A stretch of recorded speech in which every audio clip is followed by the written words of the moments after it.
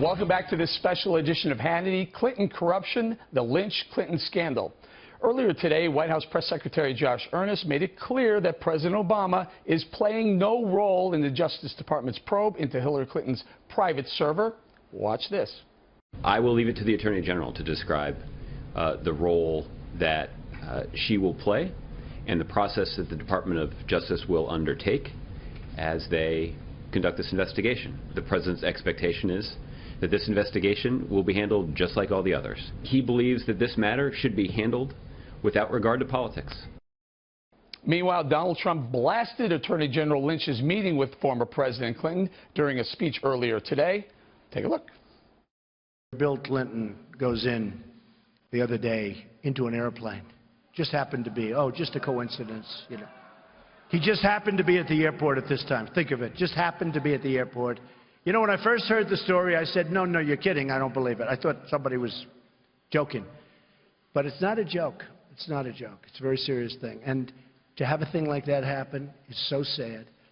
And as you know, Hillary is so guilty. She's so guilty. I mean, you can read them right off here. And how that's not being pursued properly. And I think that he really opened it up. He opened up a Pandora's box. Joining me now is former 2016 GOP presidential candidate and former Arkansas Governor Mike Huckabee. Huck, what is going on with these Democrats? Are they all corrupt? Well, I mean, that's too easy a question to answer, Eric. But let me tell you, the biggest fireworks show in America this weekend is going to be wherever Bill and Hillary get together and sit down and have a conversation about this, because I have a feeling that Hillary is going to light Bill up over this meeting.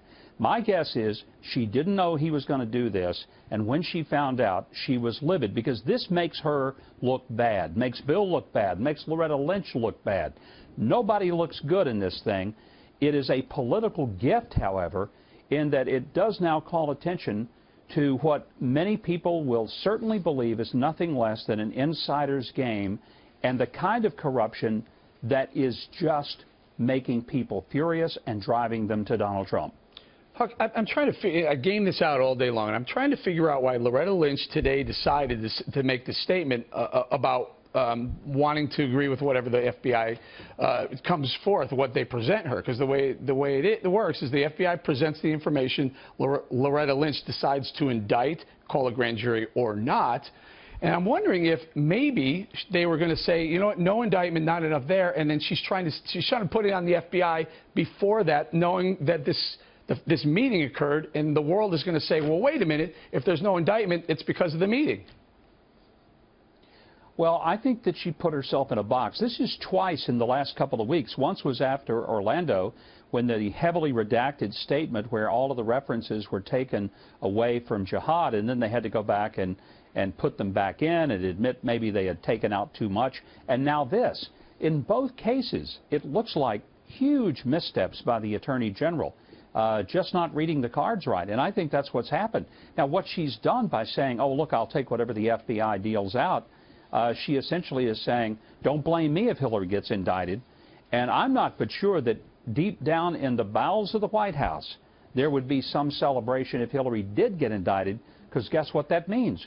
Let's bring in good old Uncle Joe and bring him in to save the day for the Democratic Party. Or does Bernie Sanders dust off the old campaign playbook and say, I got, all of a sudden it's overtime, I got another shot here? Yeah, suddenly he cares about her emails. I get it. But look, I do think that Loretta Lynch has put herself in a very tough spot. Let's just assume for a moment that Bill Clinton and Loretta Lynch did nothing but socialize for a half an hour on that airplane. Maybe that's true. But the perception of it stinks to high heaven. It smells worse than potato salad that's set out for a week past the 4th of July. And I think the other thing we have to just acknowledge is that a huge, big mistake was when the FBI and the various staff members around them said, no photos. You can't take a picture. I'm sorry, it's a public-owned airplane in a public space. And the authorities cannot say to people, you're not allowed to photograph a publicly owned financed airplane in a public place unless there's some national security concern, and I cannot for the life of me imagine what that would be. Huck, let's talk a little politics here. So there's a chance that Bill Clinton was just thinking, hey, you know, this is the way we do business in D.C. all the time. This is old school politics. Trump has run on, I'm different. I'm not one of them. I want to run the country differently. Maybe there's an opportunity opening for Donald Trump to use this and exploit it. Well, I think that there really is. It is the way. I mean, politicians, despite all of the sometimes the rancor, there is sort of a camaraderie. And I'm talking about even between, let's say, when I was in office or when I was a candidate with other candidates who were my opponents. We'd have kind moments.